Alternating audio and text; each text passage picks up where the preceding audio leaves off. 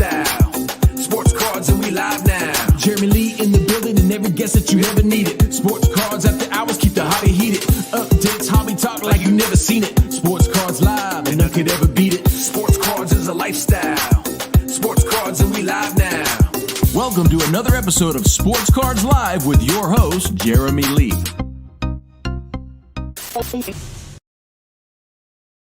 All right, welcome everybody to the third installment of Hobby Hangout. It is Friday night, August the 19th, 2022. My name is Jeremy Lee. We do have 5 guests joining us this evening to preview the Burbank Card Show and to talk about the California card scene.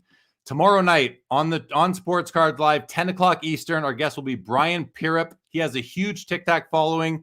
He'll be our guest. He's a grassroots kind of guy. I'm excited to have him on to share his perspectives with all of us. And on Sunday at 7 o'clock Eastern on Collectible Live, our guest will be Chris Ivey, Director of Sports Collectibles at Heritage Auctions.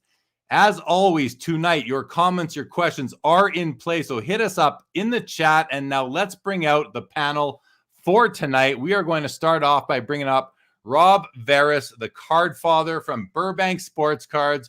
Rob, you ready for this?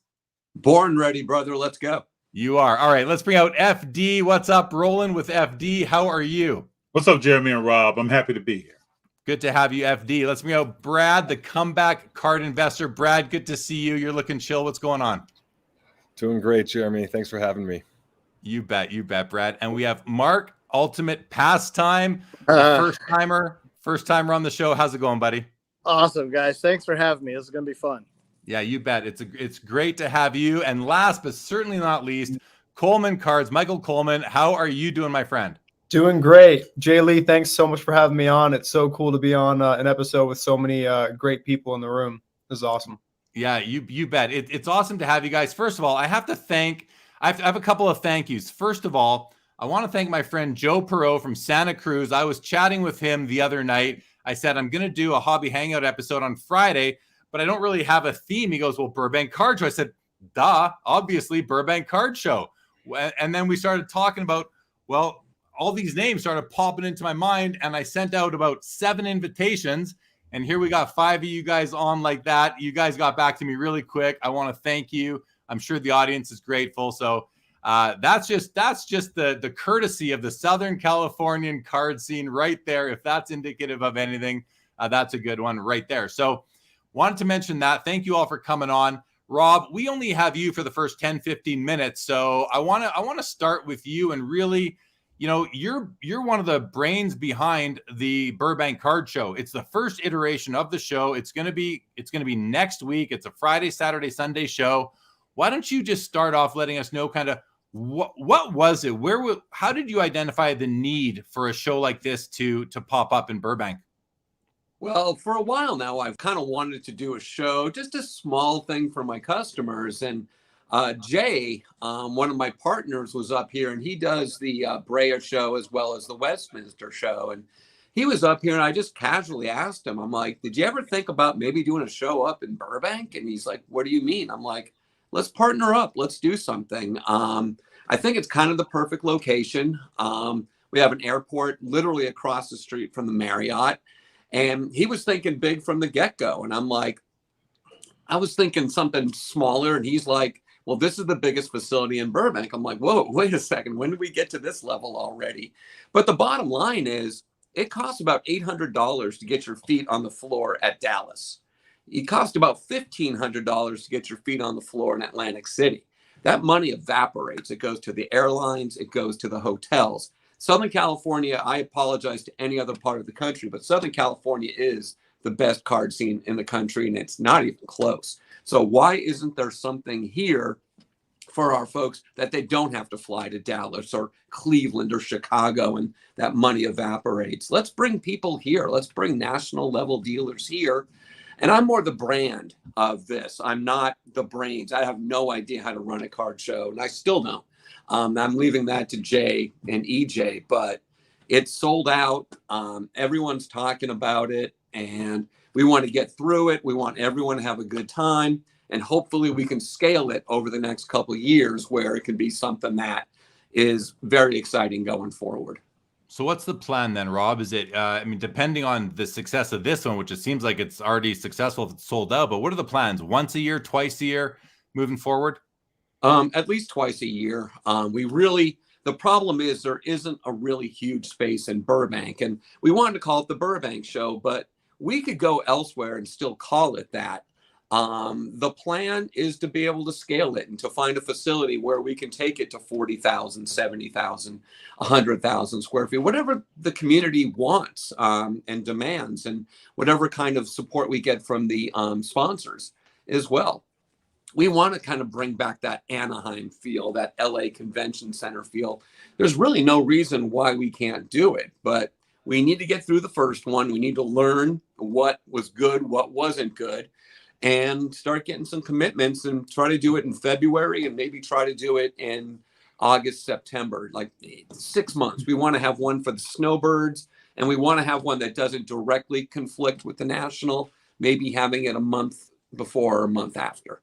So what about the response you've had in store from customers? You're obviously promoting. I mean, when I was in your shop in early July, you were promoting it back then. There were flyers. What's the response like from your foot traffic in the store? How excited are they for this show coming up? Oh, they're totally amped. I mean, it's just the buzz. Everybody seems like they're coming. Everybody seems like they're getting 4-day passes. Everyone's excited about the trade nights.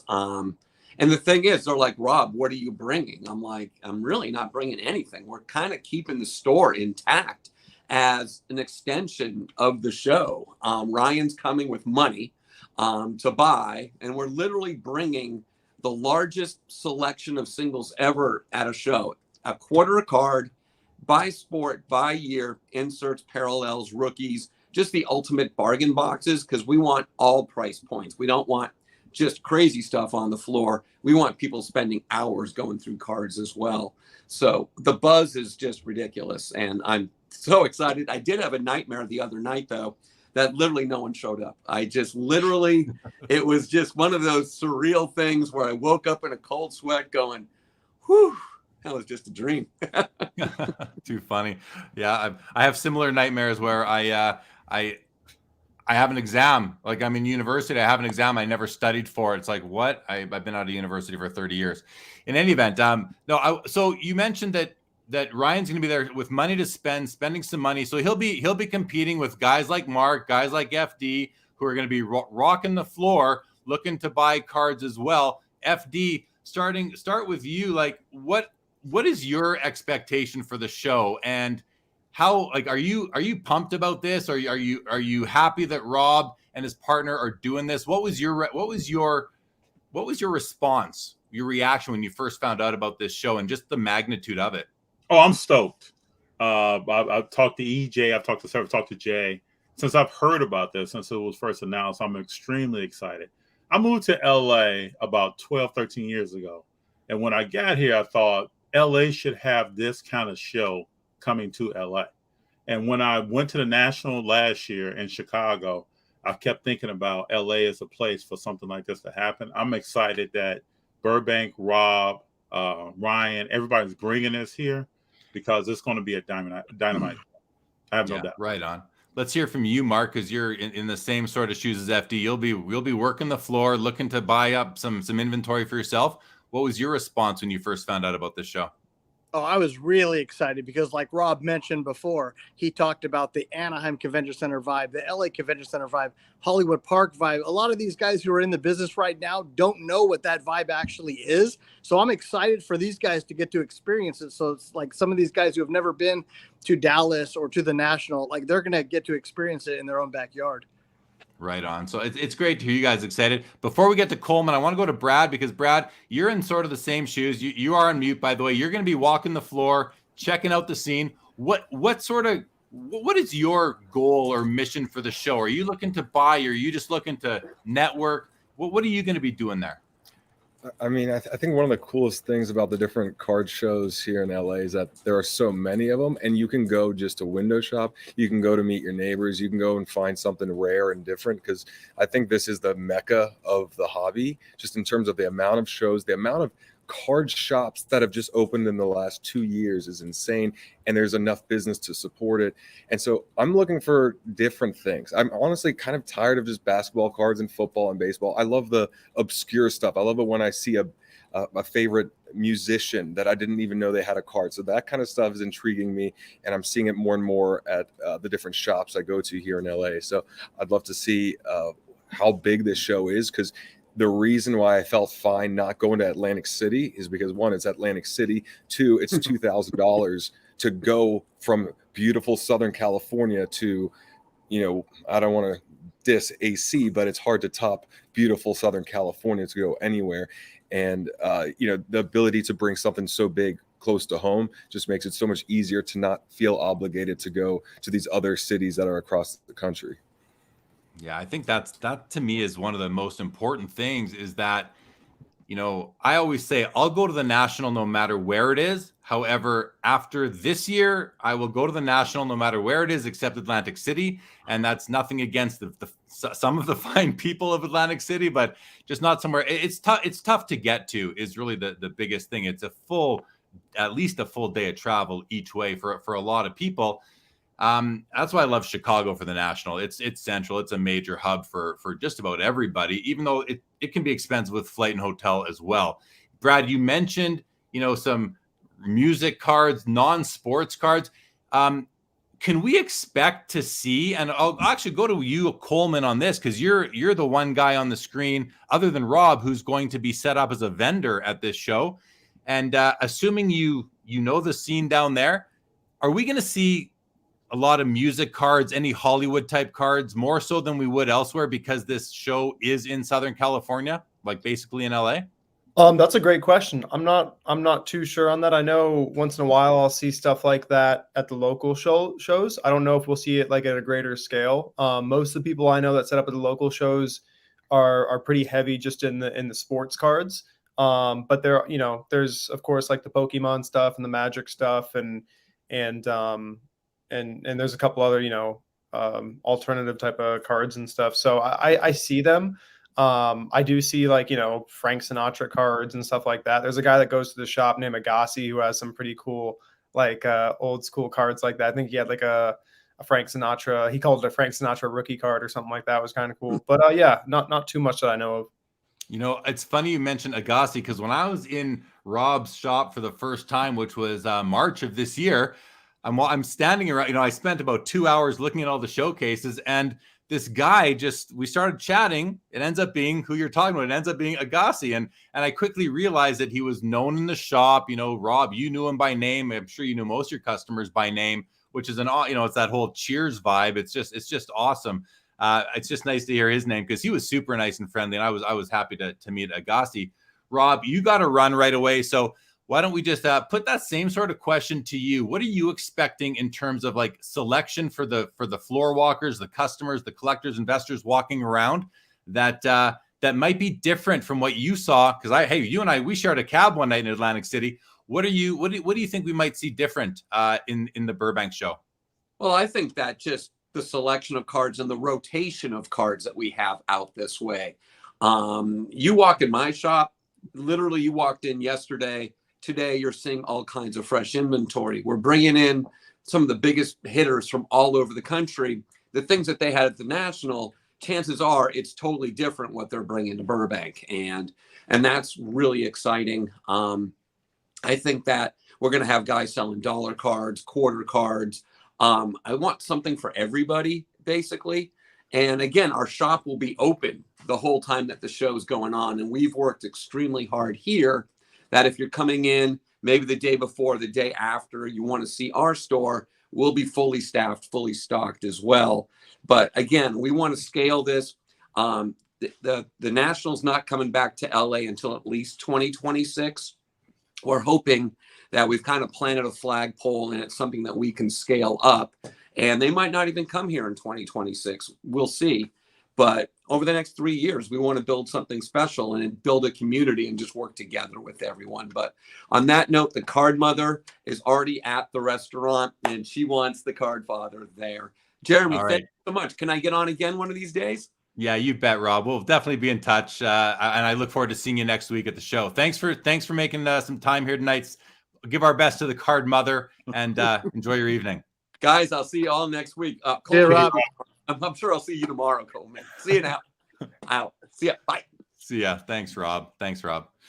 All right, good stuff. One of the questions I wanted to ask all of you guys your opinions on, because you're in tune with the scene down there in Southern California. And funny enough, I'm going to be there. I'm coming to the show, but as most of you know, and I'm sure we have a lot of new people in the audience that came because of you guys. So first of all, welcome anyone who's new to the Sports Cards Live YouTube channel. I appreciate you all joining. Feel free to subscribe, this and that. Always welcome more people into the audience. But I wanted to know, what does this show bring? Rob, who just left, he calls LA or Southern California the epicenter of the hobby. He kind of said it just there, that it is the best market in the hobby, and it's not even close. What does LA bring to the card scene that other cities don't? What opportunities might be unique to LA?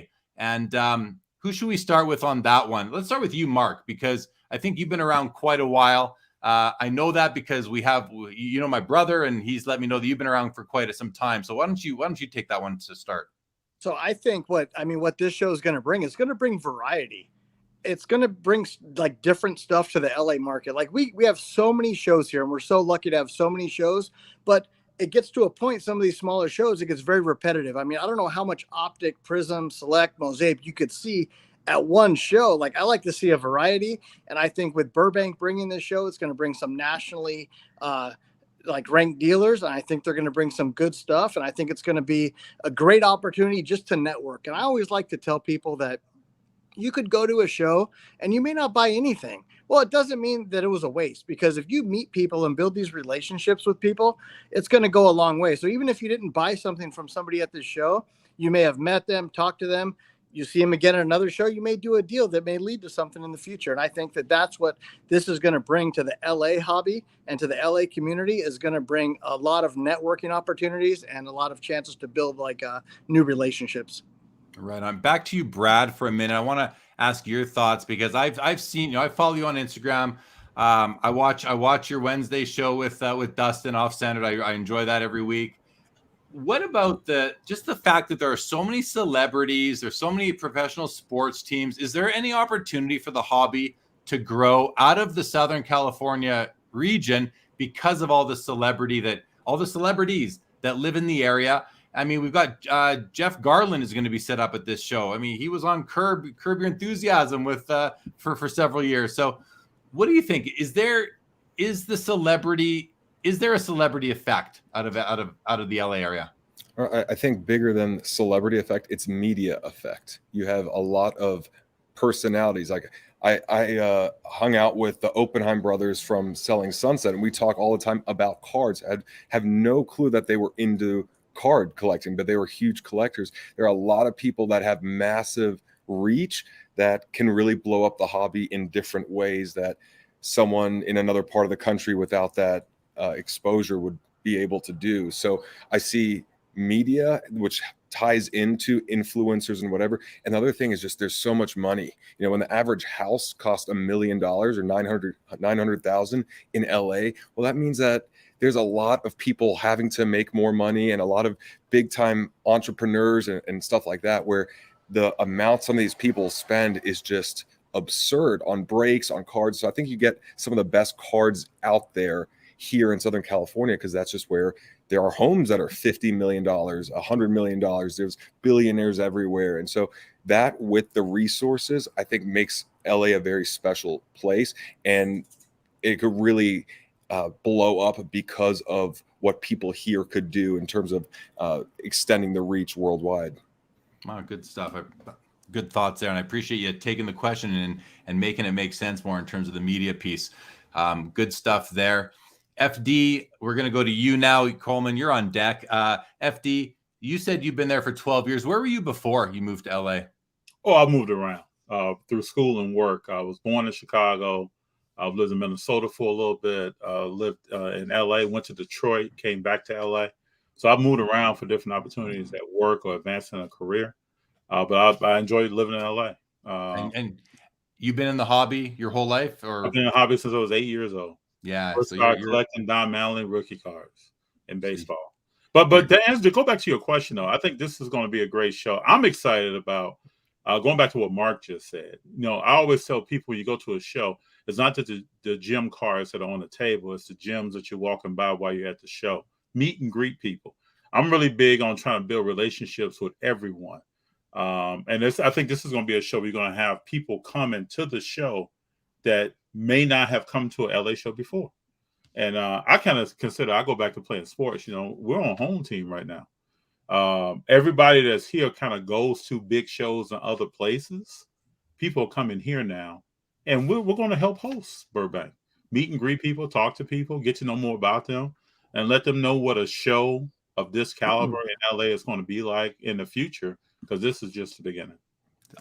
Yeah, you said something awesome there. You said we're going to meet and greet them, and what that hit me. That hit me over here in the fields, because that's pride. That's pride in not only the region you're in. It's pride in the hobby. It's pride in yourself. Pride in your product.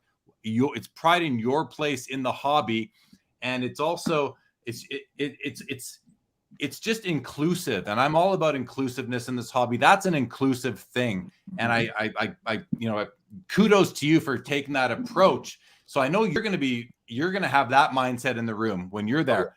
Coleman, you're going to be set up as a vendor. I know you've got great cards. I came this close to buying a card from you at the National. Maybe I'll buy it from you this weekend coming up. Maybe we'll see. But what about you? Are you kind of looking forward to being somewhat of a host? Do you have that in your mindset? Like, you know, I saw you at the National last year, but this is in your backyard. Are you kind of looking at it as an opportunity to kind of show off what LA, what the Southern Californian card scene is all about, and to welcome people who are coming from out of town graciously and inclusively and kind of thing? Are you looking to be a bit of a host, I guess, is my question? Well, without a doubt. I mean, especially since this is the home, like the biggest hometown show since I've been like doing cards full time. I mean, I came out when I lived in Arizona to the Anaheim National back in 2006 when I was a kid and stuff, and that was just incredible. But we haven't had anything it's since I've been here like that. You know, Mark probably knows some stuff before my time of doing this full time and everything that was going on here. But no, 100%. And every time I'm behind the table, I come from a service industry background. So, you know, every time, you know, I kind of have it ingrained in me to where, like, if I'm working, I am at the service of, you know, whoever is a patron at whatever event it is, whether it's, you know, whether I'm waiting tables or bartending or at a card show. If there's somebody that's, you know, asking questions or something like that, I'm trying to be of service in any way possible, whether that's, you know, advice or appraisal help and stuff like that, within reason. Obviously, like, I'm not going to like try to, you know, praise every single card, but you know, I definitely look at it as a great opportunity to host everybody and show people that this is a great show. And I'm really looking forward to all the people that will be there that haven't been to shows lately, because there's just so many small shows in LA, and they started out really big during the pandemic, and then they've all kind of, like, you know, gotten smaller, just gotten watered down because there's so many small ones now, and you know, there hasn't been as much interest. But I remember there's so many incredible people that go to shows now, but also that were going to some of these shows. And I think that some of them just saw the show scene kind of die down a little bit. And I think this is the type of show that is going to bring a lot of those people back out. Just kind of going along with what Brad was saying about some of the money that's in this town. You know, there's people that have, you know, 6, 7, 8-figure sports card collections, and they would love to go to a show in their backyard. But I think, like, some of these smaller shows and everything, they just don't really have an interest in doing that. Whereas I think, you know, a show of this size with as much variety as Mark was saying coming to it, and you know, as many cool people like FD going to be there and everything, it just gives them all a reason to actually make the trip out to a show and see what's available, and as FD was saying, you know, making connections and everything like that, talking to people. And so yeah, so I'm really excited about that. I'm really excited about all the people that are going to show up that that we don't even realize are right in our backyards, that are just amazing people and have amazing collections and stuff like that. So I think that's going to be great. Well, I'm looking forward to being welcomed by all of you, because it's not my backyard. I don't even have a nonstop flight to LA to get there. I got to take 2 flights. So I'm making the trek, but I'm so excited about it. And now just hearing you guys talk about the pride it's oozing out of you guys, the pride that there is this big show there coming up. Y'all seem really excited with that.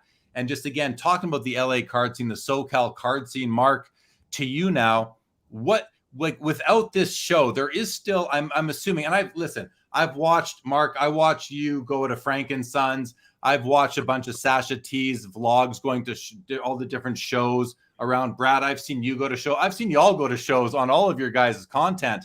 Mark, give us the quick rundown of the show scene in Southern California up until today, like even just like historically, but even this year up until today. I mean, historically, we've been so lucky. We have like the biggest weekly running show in the country in Frank and Son. So whether it goes back to 1990 or today, the show hasn't stopped. It moved and it's only gotten bigger, but it used to be every Wednesday, every Saturday. Well, they just moved into a new location. Now it's every Wednesday, every Saturday, every Sunday. So we've always had stuff like that. We've had a show called Jimmy's USA. It's been here since 1992.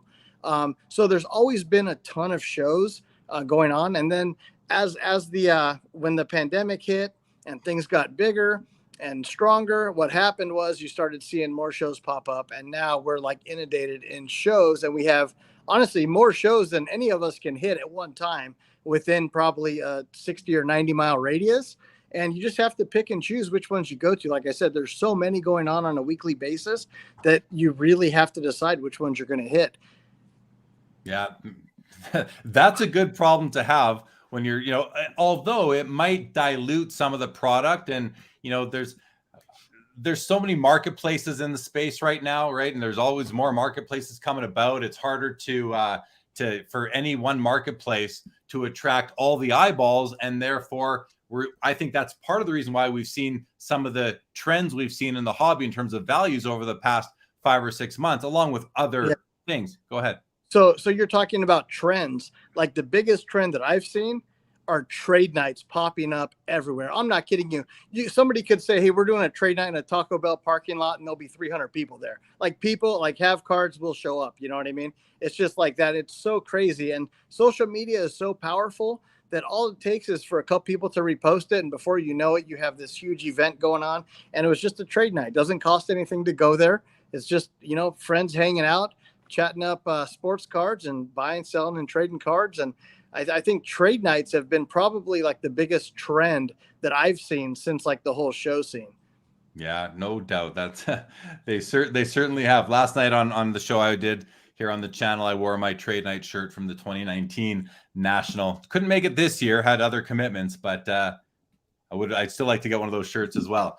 Okay, I want to go, guys. Thanks everybody for that opening half of the show. I want to go to some comments, say hello to the crowd. It's what we do here on Sports Cards Live. Jake Dahl in the house.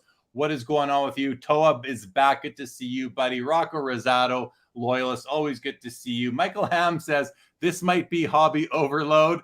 Prodigy card collector, welcome to the show. Jeff McMahon, always good to see you. MLW, pastime. What's going on, Ken? Colorado Sports Car says, man, look at this awesomeness. Can't wait to make it to some shows in Cali someday. This might be the one to go to next week. You've still got a few days to book a flight from Colorado. Steve Elmore says, Coleman, what's up? Met you at the National. Dude, very nice. Steve Elmore says he's in Baltimore. Can't afford to go west. Well, we'll see in Chicago at the National next year, hopefully. Impressed they let Brad's a good buddy. I've been friends with Brad for what? I don't know, Brad, coming up on a couple of years. We've been pals. Of course, you're always welcome on my channel, my guy. Hello to you, Steve Elmore. Gold Label Sports, welcome to the show. Yeah, you need to get back to Burbank as well. Justin says, it sounds like Atlantic City is in need of repairs. Too funny. Shout out to all the Philippine collectors. I'm sure we will have some Philippine collectors at the show in Burbank. And that's wonderful. Justin Vick says, I'm on the East Coast, but I'm excited about this show for Burbank Sportscards. Hope it's a success. So let's stop there for a second, because this show, yeah, Rob says, he said, like, he's sort of the brand behind the show, but I believe our friends from Bullpen LA will be set up there. This isn't just about Burbank sports. This is a card show for Southern California. Am I right about that, guys? I totally agree. Yeah. Okay. Good. Cards and Comics says, is there a ranking for dealers? Where is Levi 707 ranked? I mean, that's who I rented my showcase was from at the National for about 6 or 8 years running. So he'd be up there for sure. The center fielder is a fan of yours, Mark, right there. Center fielder says Burbank show, then Dallas for opening week of NFL. So let's start. Let's go with this for a second. Coleman, I'll ask you, because you're a dealer. Are you going to go set up at the Dallas show after the Burbank show? Yeah. And then I'm actually planning on doing Arizona in between. So we'll see. Anybody else going to the Dallas show? You can just nod, or yeah, Mark? I'll probably be there. Yeah. You'll be there walking around looking for stuff to buy. Yep. So you guys that have been to, Brad, have you been to the Dallas show before? I think that's where we met. We may have met back in 2020 or 2021. I've never been there, so we didn't meet there. I went there, but you weren't there. You went there. FD, you've been there too? I've not been in Dallas. I got plans in early 2023. So just you and me haven't been there. So let's put this question to Coleman then for a moment. What are the differences between, like, for anyone who hasn't been to the Dallas show, what are you expecting at the Burbank show that might be different from the Dallas show, or do you think they're going to be similar? Like, if you've been to one, do you need to go to both, sort of thing? What are your thoughts on that? Well, I love the Dallas show. I go to the Dallas show every 2 months, or every 3 months they have it. I just love the entire experience of going to Dallas. I was even considering moving out there. So I love everything from the little hotel I stay at to the restaurant that I go and eat at.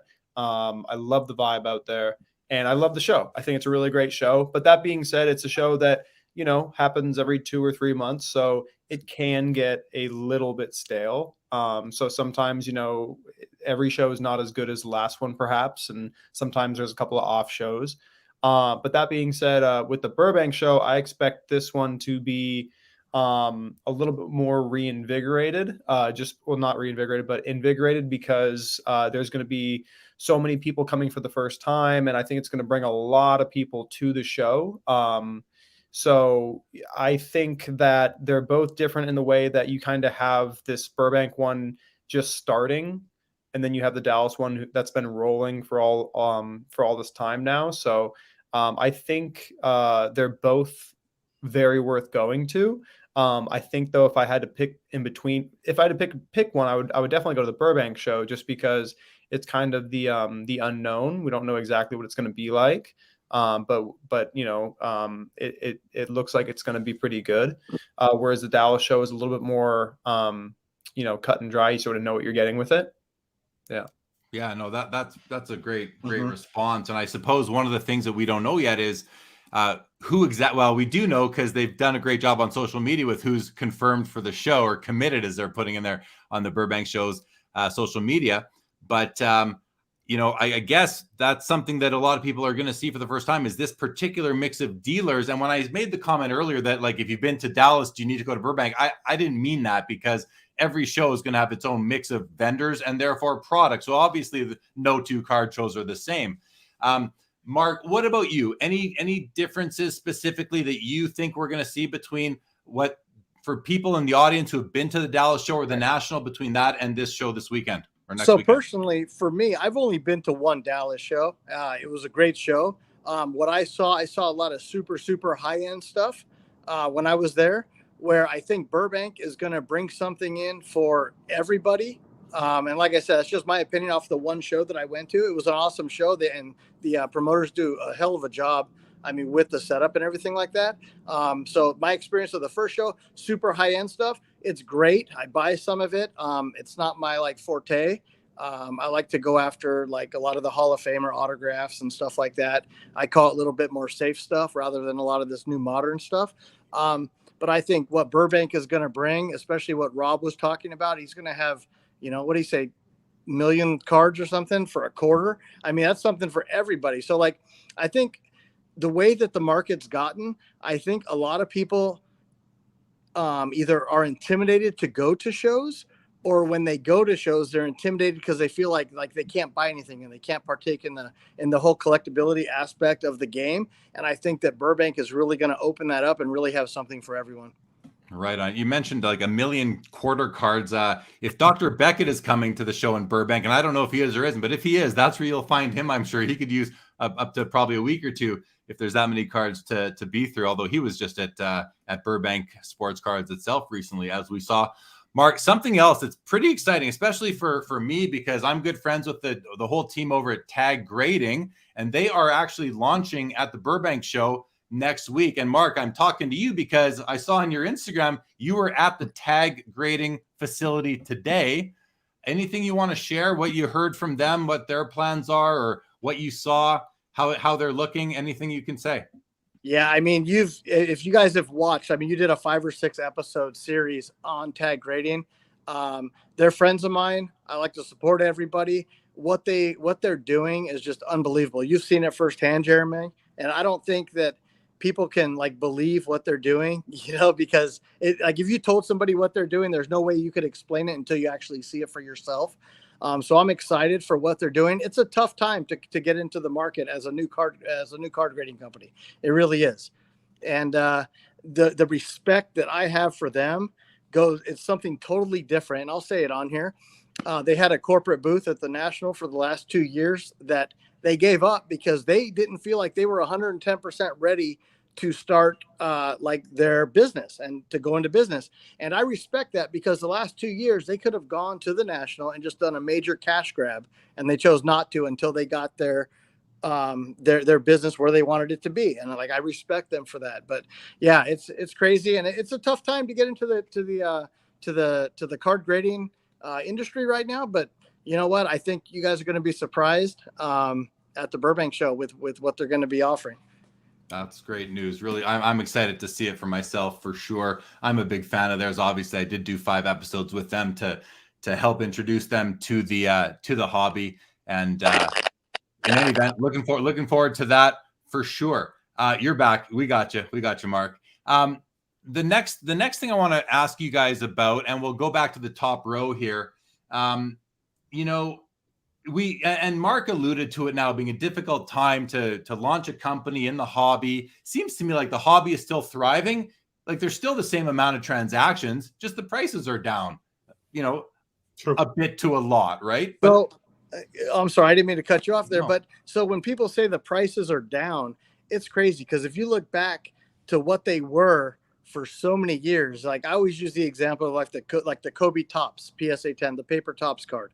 That card got up to $10,000 for 10 years straight. That card was $80 to $100 for 10 years straight. And it was like consistent, and they weren't even selling for that, but you'd see sales between $80 and $100, and then it hit 10K, and now it's down. So is it really down now that it's, under 2K or whatever it is now? Like down from 6 months ago. A lot of stuff go up, come down, but the net, I'm still up. Yeah, exactly. Oh, I think Jeremy froze. Jeremy's frozen. It's not me for once. All right. Am I back? You're back. Yeah, it can be difficult for people who came in, I believe, right after the beginning of the run up in sort of mid 2020. Brad, let's go to you for a moment, because what I love about you, Brad, and your content. For anyone who doesn't know, Brad is the Comeback Card Investor on YouTube, and he does a lot of, he was at one time doing a lot of videos documenting his journey with without pretending to be anything other than he was, which was someone who was getting back into the hobby and exploring and educating himself in it, and having to adapt on the fly to changing trends in a changing market. So Brad, my question to you is, and I want to keep on theme with the SoCal card scene, so if you could work that in a little bit, but how are you adapting? What have you changed as far as your content output, your sports cards buying and selling? Where are you right now? And I do want the rest of you guys to think about it, because I'm going to ask you all the same thing: is how do you guys really adapt in a downward trending market and yet stay full-time in the hobby? How have you had to adjust your expectations and your strategy? Brad, I want to start with you on this one. Well, thanks, Jeremy. During COVID, this was it. This was like the thing that kept me going. This was the silver lining in life, was this new fun hobby that I was getting back into after 20 years of being away. And it was my mental stimulation. It was my source of connecting with other people. It was something I could put my energy towards with a way to make money. And then when things opened back up, card prices dropped. I still had this interest in the hobby, but not the same angle of it. And so what I realized is I love the news of the hobby. I love the updates. I love finding rare cards I like, but I did not want to do the full-time flipping. I did not want to, if it was the same way as before where you could just do it online and remotely and it's easy, that's one thing. But I realized after grading 700, 800 cards, I don't like grading. I don't like looking at cards with a magnifying lamp. I don't like, a lot of aspects, but I love the media side. I love talking to Jeremy, or talking to you, Jeremy, but also my partner, Dustin, who we do the Wednesday night show with, and talk about the news, talk about stuff like that. So I think at the end of the day, you could break, you can enter, you could be a breaker, you could enter breaks, you could be investing, you could be collecting, you could be doing a combination, but are you enjoying it? And if you're not enjoying it, then maybe try and find a different facet, because there's a lot of things in life you can not enjoy and do it for the money. But this is one of the things where, hopefully the enjoyment comes first. And then if you're able to make some money or at least break even and scale up and do it that way, then that's even better. But for me, it's been a complete pivot. I love the media side. I love where the hobby's going. And I love the community I started, which was more about empowering collectors to help them with their health, help them with their social media and any other goals they have. That was more fulfilling for me. So that's where my energy is going right now. Yeah, you're talking about Card Life, a community you built. I'm in there. I came on one of your panels one night. I really enjoyed it, by the way. And I think you deserve a lot of credit for initiating that initiative, because it's important. I think it's probably underappreciated right now. So I would encourage you to keep it going. It's one of those things that is, I'm sure there's people who are benefiting greatly from it. I say I'm sure. I don't mean it like I don't know. I know there are, because I've talked to them. So good on you for that. Same question to the rest of you guys. FD, how about you? And to be honest, FD, I don't necessarily. I know that you're a hobbyist. You do a lot of content. I've been on with you, and I really enjoyed it. Why don't you let the audience know kind of what is your approach to the hobby? How do you fit into the hobby, FD, in addition to your content? And then how have you had to pivot or adapt in these changing markets? Okay, so my content is focused on how I collect and what decisions I go through to collect what cards and when. When do I make certain buying decisions? How do I make purchases? What athletes am I interested in? So since the market has changed, I'm kind of more laser focused on what athletes I'm looking at and why. And so in my content, I go through a process of what analytical things I look at for card values when I know something is undervalued, or maybe where the price is raised or lowered slightly. I also have a whole thing about, I watch a lot of sports. Like I'm a person that uses that as far as my analysis on what buying decisions am I going to make. I'm watching a lot of basketball. I'm watching a lot of football. So I make my own decisions. So I'm not, I don't follow the crowd. So somebody may watch me and be like, why is he doing that? Why would he do that? I don't hear anybody else talking about that, because I've gone through steps from A to Z on what I'm thinking and why. And then when I get to that point that everything checks the boxes that I wanted to check, then that's a buying decision that I'm about to make. So there are, right now, as we speak, there are only probably 3 athletes that I'm really buying on a consistent basis when it comes to sports cards. And did those 3 athletes change? Have they changed over the past 6 months because of the way things are trending, or is it more the way they are trending? Those 3 athletes have not changed. Probably the prospecting I did on some other athletes has changed. And so now the funds that I would spend on maybe an up-and-coming athlete that I think has promise, those funds are now being turned into who I know is proven and where they're going to go in their career and what track are they on. Right on. Very quickly, Raw Cards Are Us is in the house and says, I'm rolling with FD. So thank you go. You got a fan among us. I also want to say hi to Peeps. Welcome to the show. And Sports Cards Nonsense in the house says, How does Brad stay so attractive? And how does it feel to be tall like Jeremy Lee? So, well, as you guys probably know, Mike Gio is about half the height of me. So, hey, Mikey, but he's got way more hair. And then Brad's got it all. He's got the height, he's got the hair, he's got the looks, he's got everything going on. Glad to have the fellas from Sports Cards Nonsense joining, good friends of mine as well. Coleman, I'm going to go to you next on this question because I know you're a slinger of singles. How have you adapted your approach in the hobby, your strategy over the past 6 or so months?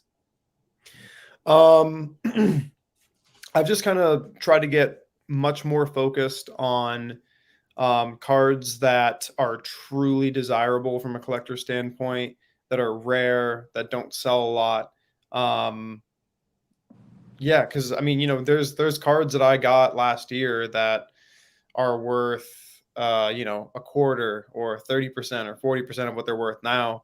So, now the big thing is trying to figure out like, well, what are the things that aren't really affected by cards going down in general and stuff. And, every auction, you see some of the stuff, whether it's on Golden or PWCC or Leland's or REA or Heritage, you see some of these like record prices on stuff. And I've just tried to get better at, figuring out what is the ultra desirable and ultra scarce cards out there that, if you do acquire, then they're sort of recession proof or bad market proof, and you can still do well with them. And more than ever, it's about focusing on great cards of great players, and not good players not good cards of good players. And then also just developing, working on all the details and stuff. If I go to a show and I come back with 50 new singles, immediately processing all those cards and getting them on eBay, and trying to be competitive with my pricing, fair with my pricing, so that I can, compete with the competition out there as far as trying to sell. Just working on things like that, and knowing that, it's the people that are willing to like do all the small things and stuff that make it so that you can continue doing business like over the long term and stuff. And and try and just do things the best I can in the most honorable way too. That's a good way to do it.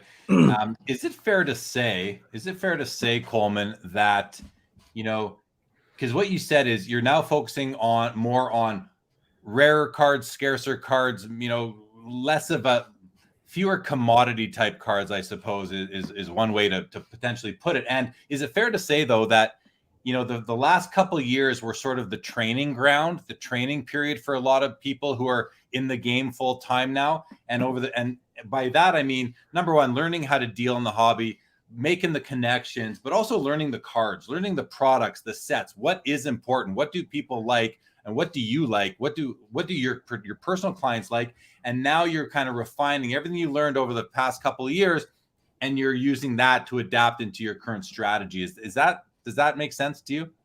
Absolutely. I mean, where I was 3 years ago when I went full time doing this to now is just completely different. The last 3 years has been a complete training ground, and I think it's been a monumental training ground for the majority of people that have entered the hobby over the last couple of years, because they've seen extraordinary highs and then extraordinary lows as well.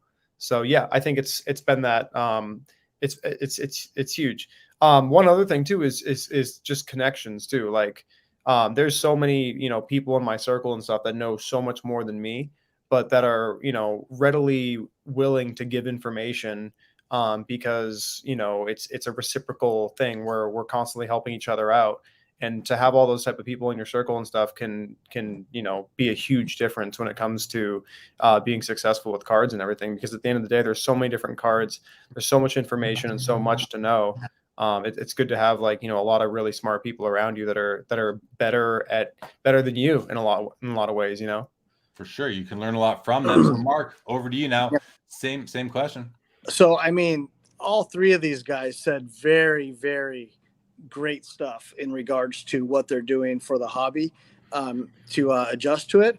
I do want to touch on one thing that Brad said, and Brad basically said, if you're not having fun, don't do it, because that's such a big part of this hobby. And you have to ask yourself, are you a hobby? Are you a dealer, or are you a collector? Because if this is just a hobby for you, then it shouldn't be stressful. It shouldn't be mad. Like, people shouldn't over leverage themselves, overextend themselves, hide stuff from their spouses, their families. Like, I see it every day, and it drives me crazy, because there's no piece of cardboard worth like breaking that up, you know? And it's like, I see people do that, but my approach has been the same. You know, I'm sure your brother's told you I do sports marketing. We have a sports marketing company like your brother does, Jeremy, and we provide professional athletes for public appearances. Well, during the pandemic, we weren't able to do that. So there were no public appearances. So we went heavily on the cards again, until we were able to start doing signings and stuff like that again. But that's been my approach. And you know what I always say, my approach, it might be backwards, but let me show you here. Buy what you like. Because if you like that, you guys know I always say this, and you probably get sick of hearing me say this, but screenshot it, whatever you want to do.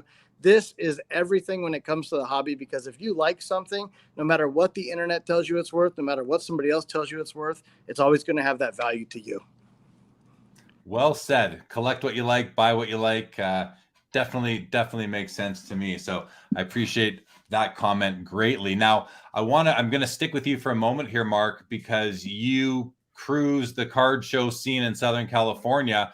But you, the other guys, please consider, if you have a response to this next question, which is, you know, I want the staying power of the vendors at the card shows in Southern California. Have there been a lot of vendors that were around 2 years ago that are gone now? Are you expecting to not see some vendors at the Burbank show next weekend that you kind of would have thought you might see? You know what I mean? That kind of thing? For sure. I would say vendors and customers. I mean, every show I go to for like the last month or two, I'm seeing like, hey, where's so-and-so at? Or where's this guy? Or where's this girl? You know, like people are falling off, and I hate to see that, but I really feel like too many people bought into the hype, and they were buying stuff just because everybody else was doing it, and they really didn't know what they were buying, and it just left a bad taste in their mouth. And like, we don't want that for the hobby. We want everybody to strive in this hobby, and we want everyone to do good, because that's what's going to keep the hobby alive. And when people get, you know, burned out, and you hear people say, oh, I just cooked this guy and I did this, like, is that somebody you really want to deal with? Like, who's doing stuff like that? Like, you want it to be fair for everybody, treat people the way you want to be treated, and the hobby's going to be a much better place. And look out for each other as well, right? Look out for each other. 100%. Yeah, for sure. Pepino Man says the Cali card collectors are the coolest. Great to see you, Pepino Man. This is Billy Celio, who works at Upper Deck. Yeah, I will see you there, buddy. And you go on to say that you can't wait to get your hand. So I told him along. It's funny. I have it right beside me right now because I just getting ready. But I do have. This is Billy Celio's John Smoltz rookie that I have for you, Billy. It's coming with me. I promised you that. The center fielder says, "Can you have Coleman talk about compound interest?" That might be an inside joke I'm not aware of. Hobby Champs has been talking about a card show cruise, which I love cruises. I love the idea of that. Although we might want some respite from the card people after, you know, a whole week. But you're right. It's that nice would be to get, great night. Yeah. It'd be nonstop. But hey, that would be good for a lot of us as well, for sure. Charles Fuchs in the house. What's going on, Charles? Francesco says $80 to $100 cards exactly. I think this was about the card prices not moving too much and still being active. And Charles thanks me for a take I had on the PMG Connor McDavid. Oh, you are welcome for that, Charles. And all right, Justin Vick says, love your to Pepino Man. Awesome. Okay. Let me just look at my notes quickly, see what else I had here for you guys. Because listen, we've gotten through everything I wanted to talk about for the most part quicker than I thought we were going to. So Brad, you got something? I had this question in my mind, and I wanted to ask everyone here in LA, based on what happens at Burbank and the media that comes from it, do you believe that this would impact the chances of a major show like the National coming to LA?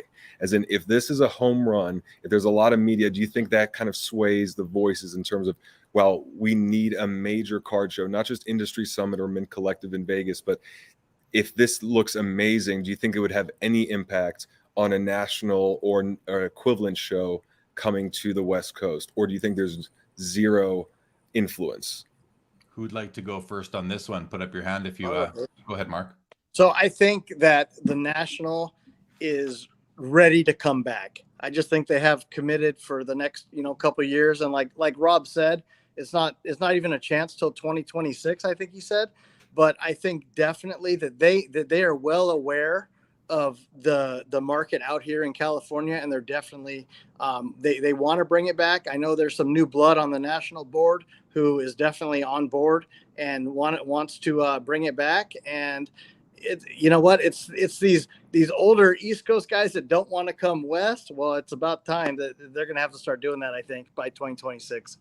Yeah, I had the opportunity to meet one of the guys who has taken over the national, and I do believe that they are going to be exploring other locations again. So that's encouraging for everybody who wants to see it go out west, or at least out west of the East Coast. FD Coleman, do either of you have any thoughts on that? I think Burbank show is going to be very successful, and I think we're talking about more successful Burbank shows, and whatever that becomes on a national scale with the national is what it is. But I think we're at the beginning of something that Burbank is kicking off in the LA area, and we're going to look up and be at our 6th show and saying, do you remember we were on Jeremy talking about the first one? That's what I think is about to happen. Coleman, anything? Go ahead, Mark. I agree. Oh no, go ahead, Mark. You have some better. Yeah, go for it. Oh no, I was just gonna say, but I mean, with Burbank out here, and you guys have gone to the Union Marketplace show, what they're doing in Del Mar.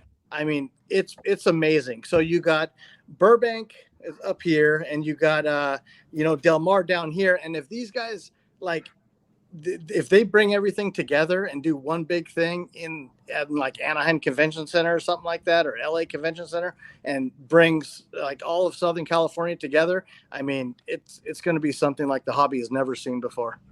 Awesome. Mm-hmm. Coleman, you want to supplement? I was gonna, I've heard just like y'all have heard that they're exploring after 2026, and that there's interest in coming out to LA. But I just think there's so much opportunity in like a Southern California show. I mean, I got a buddy who works for LeBron James and Mavericks Carter's company, Spring Hill. And he's coming to the Burbank show, because he wants to check it out. And he recently got back into cards and stuff like that. I just think there's so many people out here that can like be about like that can make a national out here valuable, that it should happen. But that being said, like, I have no idea what the higher ups and the people like that y'all have been rubbing shoulders with and stuff, have to say about it. So. Well, my question is that the Burbank show is already shaping up to be excellent. We can see simply by who's in the corporate sort of area on the show floor map that's been going out on the social media. So my question is, if the Burbank show is successful, which we know it's going to be, if it is something that's going to be at least once a year, maybe twice, why do we need the national to go back to Southern California? Like, does it have to? And what if it does? Then does the Burbank show take a hiatus for a year or for 6 months? Is there room for both of them? That said,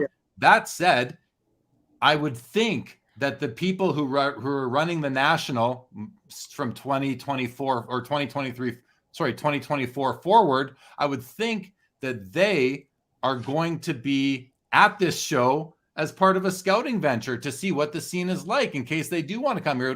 This is their best opportunity to really scout out the location. Just like I'm sure they're going to scout out Dallas for a Dallas show. But again, Mark, it comes back to, does the national need to move away from Cleveland, Chicago, Atlantic City out to SoCal? So personally, I think that they should just make Chicago the host for the national forever, because it's an easy city to get in and out of.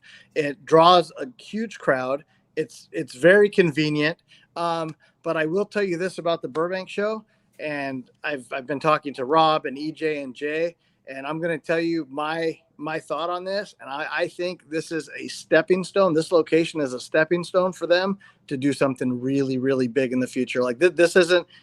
It's not always going to be at this location. Yeah, see, that's my thoughts exactly, is that this could build out to be, we have the East Coast National. It's not the National, but it's a big show out there. This could be the West Coast National, and then the actual National can just stay in Chicago, maybe go to Cleveland. Hopefully they never go back to Atlantic City, but it seems like they're looking to expand their targeted locations. Okay, guys, I'm going to run through some comments in the chat here, and then we're going to wrap this up. Frank Estella, loyal viewer, says, great panel this evening. That's a compliment to you all. So thank you for that, Frank. Raw Cards wants to know, vintage or modern cards, which do you prefer to collect? For me personally, I collect from 1888 to 2020, 2021 now, I guess. So I collect the whole gamut. You guys just want to take turns saying, FD, you collect vintage or modern? A mix. How about you, Coleman? Are you more of a dealer? I'm more modern than anything else, man. Because I mean, 90s is my stuff. Like late 90s is my jam. So yeah. Mark, yourself? I really like the vintage. And how about you, Brad? I wish Tom Brady in a Tampa Bay Buccaneers jersey was vintage, but unfortunately, it's modern.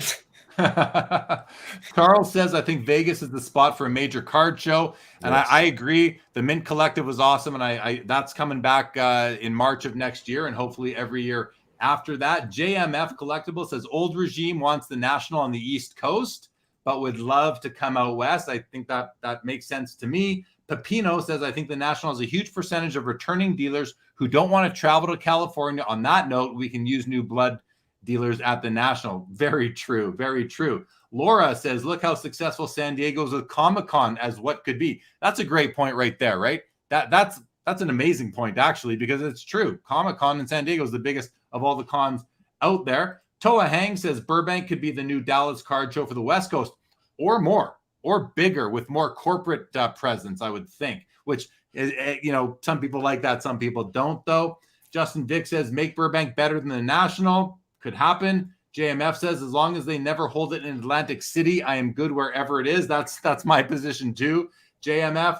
Justin Vick says, Dallas, Burbank, cities on a map to me. What kind of experience can you create in a location that makes it worth traveling cross country to? Really interesting perspective, because when I go to a card show, I'm kind of like, yeah, there's cities on a map. I don't want to get mugged in that city, but I'm willing to go pretty much anywhere there's a show that I want to go to. So I hear that comment quite well, Justin Vick.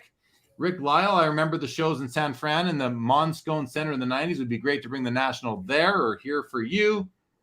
And Mike Murdoch says, why do you want the old crusty National to come out West? Burbank can be the live tour of the hobby. It's an interesting point too, right? Like maybe the Burbank show turns into what the National is, but it's the Burbank version. Refractor Jones says Vegas is in the works for the National. LVCVA is willing and wanting to have the National, but they want long-term commitments. So there we go. Lots of great stuff there. All right, guys. I covered what I wanted to cover. I think this has been great. I feel like I've had some great new perspectives into the Southern California card scene, what we are all expecting out of this show. I don't live in SoCal, but I'm as excited for this as any of you guys are. I think it's going to have a vibe that is just welcoming and inclusive and friendly. And it's LA, like Brad was saying before. This is LA. It's the vibe, the chill, you guys are also relaxed on the show tonight. I think it's going to be awesome. Parting comments from each of you guys. And Mark, you got something you want to? Yeah, I just want to thank you for having me on. I look forward to meeting a lot of you guys who I've never met before at Burbank and some of these local shows. If you see me, a lot of people, they'll come up and say hi. I love talking to people. And there's one other thing too that I'd like to mention. There's really no such thing as a stupid question when it comes to collecting. So if you're a new collector and you have a question, ask somebody that's been around for a while. And a former Dodger once told me, he said, Mark, you're never going to learn anything from talking, but you're going to learn a hell of a lot from listening. So everybody has the world at their fingertips with their iPhone or their Samsung, whatever kind of device you have, your computer. Get on there and watch different content, and watch Jeremy's content, watch Brad, watch what people are doing, watch Coleman, watch FD, and see what people are doing and how they're doing it. And just kind of, if that's something you're interested in, really pursue that. Awesome. I appreciate those parting comments. Mark, thank you again for being willing to take the time to come on, considering I think I invited you at was that 2 a.m. last night or the night before? Very, very recently. So I invited you all very, very recently. So thank you. One more thing. I want to apologize about my background. I was coming back from TAG. LA traffic is awful. It took me 2.5 hours. So I'm doing this from a location I would never do this from. So didn't even notice. It looks great. I look forward to, hey, listen, as you said, you talk to a lot of people. You'll answer any question. When I ran into you at the Borgata in Atlantic City a couple of weeks ago, I felt like we'd known each other for years. The way that you were just so open and friendly and, made me feel like you wanted to hear what I had to say. There, you weren't looking around to see who else was coming. You were just happy to chat. Yeah. I appreciated that. And you're a good guy for sure. So, and I appreciate you extending that offer on my channel to whoever all is out there watching and listening. So yeah, great to have you. Coleman, let's go to you. Again, thank you for coming on, and parting comments from you. Just thank you so much for having me on, Jay Lee. Been a fan of the show for a while, so it's really cool to actually make an appearance. And it was cool to hear FD talk a little bit. I've seen him a lot at the shows and everything, but we haven't, talked too much. So it's really cool to kind of hear some background about FD. And then jumping on Mark's thing, when I was 12 years old, my local card shop owner told me that I asked way too many questions, and it kind of traumatized me and stuff. So I always definitely tell people, ask questions, because, people always apologize to me for asking way too many questions. And I go right back to that little kid that was traumatized by the card shop owner. So great point there, Mark. Is he still in business? No, probably not. He passed away though. Rest his soul. Sorry. Okay. Well, as I like to say, the only stupid question is the one not asked. Brad, again, thank you, Brad, for coming on. I appreciate it. Love what I've been enjoying your content from the beginning. I love your Wednesday show off centered that you do with Dustin. I was going to say the personal finance dad, but he's now the sports card dad. Again, thanks for coming on, Brad. Yeah, my pleasure, Jeremy. Great to see everyone here. I can't wait to treat you to kale chips and kombucha, Jeremy, because that's what we eat for lunch. So I'm sure that's going to be all the food vendors. They're going to have all sorts of organic, crusty vegetables for you to eat. And this is what LA can offer you in terms of experience if you're looking for more than just cards on tables. Thank you very much, Brad. Great having you. And FD, let's wind it down with you. Well, I'm very excited for the Burbank show. I'm honored to be someone on this panel tonight talking. I'm excited for what this show is going to bring. Just like Mark just said, and I know all of us, I've met everybody here at the show. If you see any of us, talk to us. If you see me filming something, it does not matter.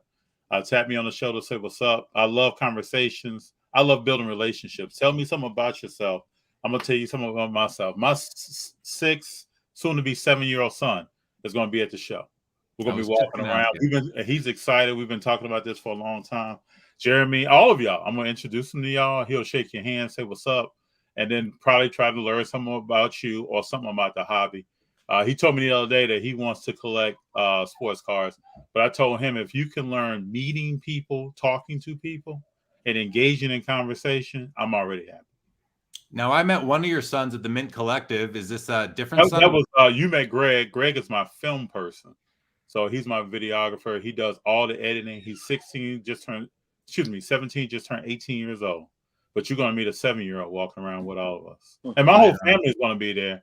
So people will be coming in and out at different times. Right on. All right. Well, thank you, FD, for joining the panel tonight, guys. I'm going to run through the final comments that came through the chat, and then I'm going to end this. You guys all hang tight for one more minute. C-Dub, great to have you joining. Laura says, Mark, do you answer questions from old collectors? Of course he does. Justin Vick says, episode 3 of Hobby Hangout did not disappoint. I'm glad to hear that, Justin. Thank you so much for joining the show. Also is not a big fan of kale. And Rick Lyle says, I remember the mean card shop owner. I told my grandma how mean he was. She yelled at him, and he was the nicest guy to me the rest of his life. That's a nice sentiment to end the show on, guys. So to the chat, thanks everybody for joining. I hope you enjoyed this. I certainly did. It's what a fun mix of people to spend the evening with you guys. Thanks again. Burbank show next weekend, Burbank, California. I forget the dates, but it's next Friday, Saturday, Sunday. I'm coming down from Canada These guys will all be there. And check out the Burbank Card Show's Instagram account. They are doing a great job telling you where all the vendors are coming from, who all the committed vendors are. It's going to be a great show. I can't wait. We'll see you there. And tomorrow night on this channel, my regular edition of Sports Cards Live, Brian Pirup from TikTok will be joining. And then Sunday on Collectible Live, our guest will be Chris Ivey. He's director of sports collectibles from Heritage Auctions. Those guys have been breaking records left, right, and center. That's going to be interesting. We'll see you then. You guys hang tight. This episode is over.